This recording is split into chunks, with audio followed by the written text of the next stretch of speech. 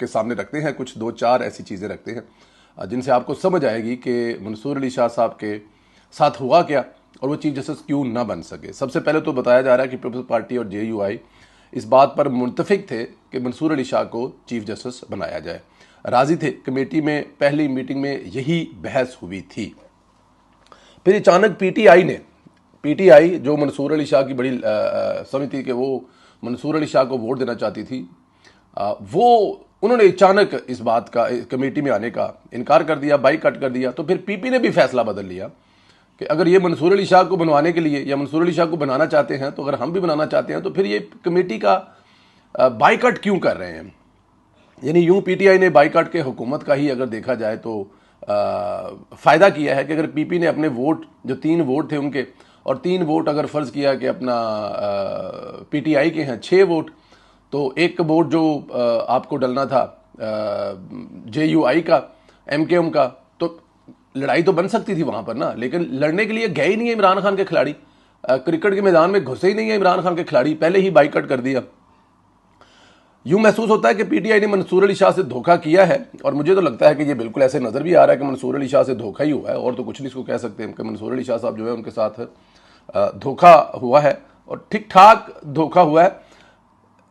और ये अपने फ़ायदे के लिए देखें उस वक्त तक इस्तेमाल करते हैं जब तक कोई कारआमद रहते हैं। जब इनको पता लगा कि यार ये तो मंसूर अली शाह साहब तो अब ना बन रहे हैं ना किसी काम के रहे हैं, तो इन्होंने फ़ौरन जो है ना वो उसका इनकार कर दिया। ये आपको पता ही है इनका। बिलावल भुट्टो जरदारी साहब ने भी एक इंटरव्यू में आज उन्होंने कहा कि उन्हें नहीं मालूम था कि मंसूर अली शाह साहब जो है वो चीफ जस्टिस नहीं बनेंगे। जस्टिस मंसूर अली शाह नहीं बनेंगे, मतलब कि बिलावल भुट्टो जरदारी जो है वो भी इस बात पे मुतफिक थे। जाहिर है पीपल्स पार्टी मुतफिक थी तो बिलावल भुट्टो जरदारी मुतफिक थे ही, तो ये बात हो रही थी ना कि वो चीफ जस्टिस जो हैं मंसूर अली शाह को बनाने जा रहे हैं। यानी बिलावल भुट्टो तक यही तवक्का कर रहे थे कि मंसूर अली शाह चीफ जस्टिस बनेंगे, लेकिन आखिरी वक्त में कप्तान के खिलाड़ियों ने खेल का बाईकाट करके पांसा पलट दिया। इधर एक और अहम तरीन इंकशाफ हुआ है। सहाफ़ी फ़ख्र दुरानी ने इंकशाफ किया है कि वो जस्टिस मंसूर अली शाह के चीफ जस्टिस बनने की वजह से 12 जुलाई का फैसला नहीं, बल्कि इस फैसले के बाद भी बेगम का एक मैसेज था। ये एक नया कट्टा खुल गया जनाब। हम लोग तो वो राफिया को रोते रहे हैं यहाँ पे। देखिए जजों पर जो इल्ज़ाम लगता है कि उनको घर से प्रेशर है, जो भी उन्होंने किया सुप्रीम कोर्ट का हाल, और इमरान खान साहब को इस नहज तक पहुँचाने में भी इमरान खान के ज़ाहिर है हर उसके बुरे काम पर जब सुप्रीम कोर्ट से पर्दे डलते आ रहे थे, उनको रिलीफ मिलता आ रहा था, उसकी बेगमात का उसमें अमल दखल था। लेकिन ये फ़ख्र दुरानी साहब ने जो इंकशाफ किया, ये बहुत बड़ा इंकशाफ है। जस्टिस मंसूर अली शाह ने महसूस नशिस्तों का फैसला सुनाने के बाद अपनी बेगम को व्हाट्सएप मैसेज किया, मैंने आपके लीडर का काम कर दिया है। मतलब उनसे घर भी नहीं गया। अगर आपने ये फैसला कर दिया है और बेगम का प्रेशर है तो बेगम को पता लग गया ना कितने कच्चे बंदे हैं यार आप लोग। इतना भी नहीं पता आपको? क्या आपने व्हाट्सएप पर एक मैसेज कर दिया बेगम के लिए, मैंने आपके लीडर का काम कर दिया। और महसूस सीटों का नशिस्तों का फैसला करने के बाद भाई आपने अपने ही घर जाना था ना।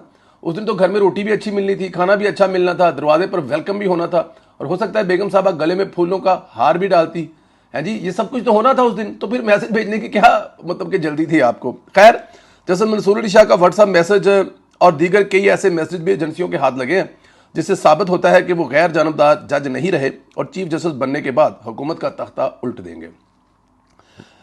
शाह साहब भी मुबीना तौर पर बेगम का शिकार हो गए। दीगर जिजों के बेगमात ने भी खराब किया, वैसे ही शाह साहब भी बह गए।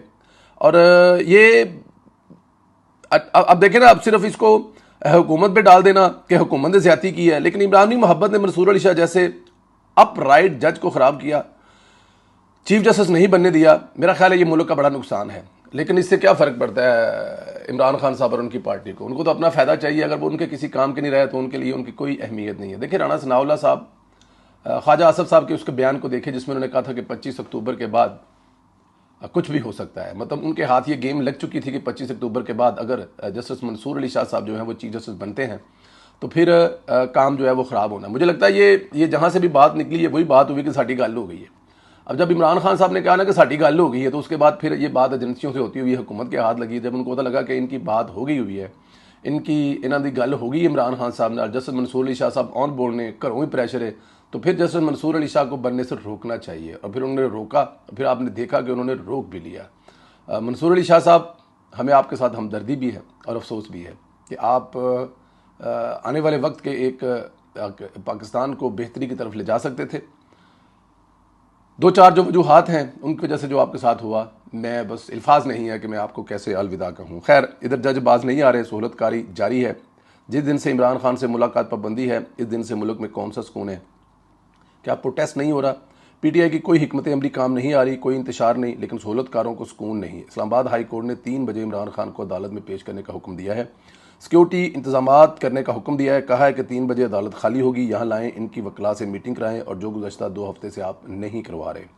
आप अंदाज़ा करें कि ये कितनी बड़ी सहूलतकारी है। क्या पाकिस्तान की तारीख में कभी ऐसे पहला हुआ है? क्या किसी कैदी को यूँ सहूलतकारी मिली?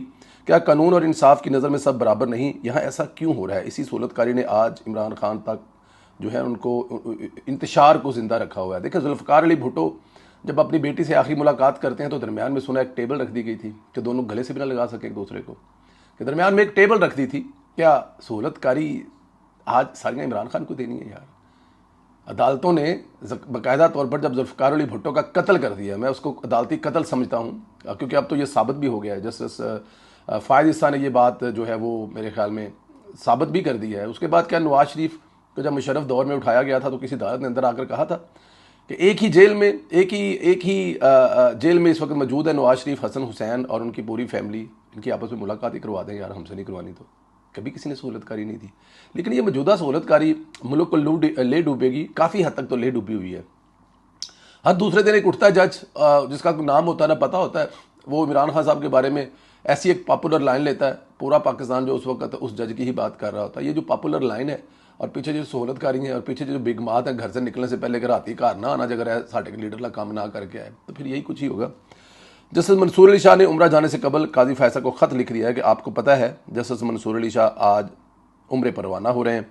इससे कबल उन्होंने ख़त में लिखा, उन्होंने कहा कि लोग हमारे अमाल देख रहे हैं, तारीख कभी माफ़ नहीं करती। कहा पहले भी लिखा करता था, तरमीमी आर्डिनेंस पर फुल कोर्ट बैठने तक खसूसी बेंच का फैसला नहीं बनूंगा।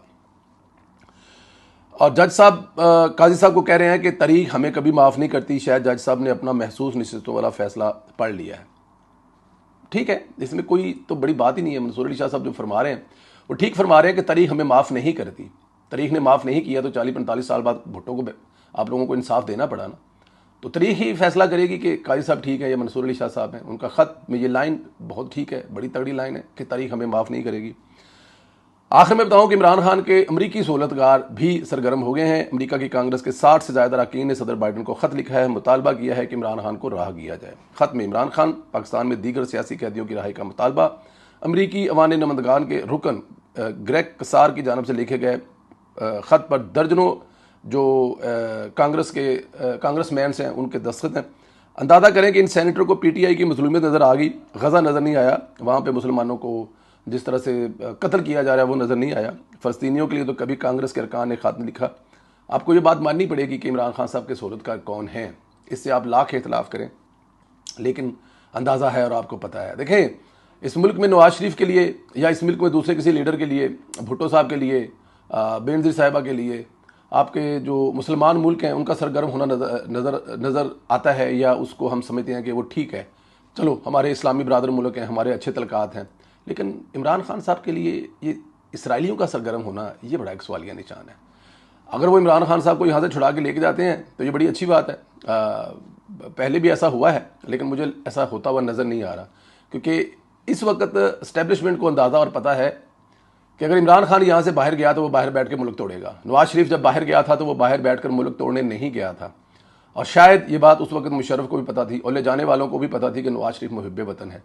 अब जो यहाँ से निकालने वाले हैं उनको भी पता है कि इमरान खान साहब जो है वो हमारे लिए काम कर सकते हैं, और काम क्या कर सकते हैं वो भी आपको पता है, पाकिस्तान तोड़ने का। तो इसलिए इमरान खान साहब जो हैं वो मुझे जाते नज़र नहीं आते। पाकिस्तान के तर्जमान दफ्तर खारजा ने अमरीकी कांग्रेस की जानब से बानी पीटीआई के हवाले से सदर जो बाइडन को लिखे गए ख़त पर रद्द-ए-अमल में कहा, पाकिस्तान अमेरिका के साथ तल्कात को अहमियत की नज़र से देखता है, और तर्जमान दफ्तर खारजा का कहना है पाकिस्तान के दाखिली अमूर पर तबसरे सफारती अदाब और रियासती तल्कात के मुनाफी हैं। ये खतूत पाकिस्तान की सियासी सूरत-ए-हाल की गलत आशनाई पर मुबनी है। मेरा ख्याल है कि ये जवाब जो है वो काफ़ी है कि खान साहब तुम जेल च बह के ना किताबा लिखो।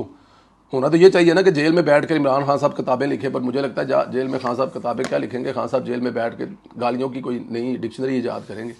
खैर अल्लाह पाक आप लोगों को अपने हिफ्ज़ मान में रखे। आपको क्या लगता है कि अमेरिकन सैनिटर्स के ख़त लिखने, कांग्रेसमैन के ख़त लिखने के बाद खान साहब को इसका कोई फ़ायदा होगा या नुकसान होगा? और मंसूर अली शाह साहब का दुश्मन कौन? उनकी बेगम, उनके दोस्त, यूट्यूबर, या किसने रास्ता रोका? पाकिस्तान पीपल्स पार्टी JUI, जब दोनों एक पेज पर थे तो शायद वो नून लीग को मना लेते। तो रास्ता रोकने वाले असल कौन है? पाकिस्तान तहरीक इंसाफ वाले जिन्होंने बाइकाट किया। इन तमाम चीज़ों पर अपनी राय का इजहार करें। अल्लाह ताला की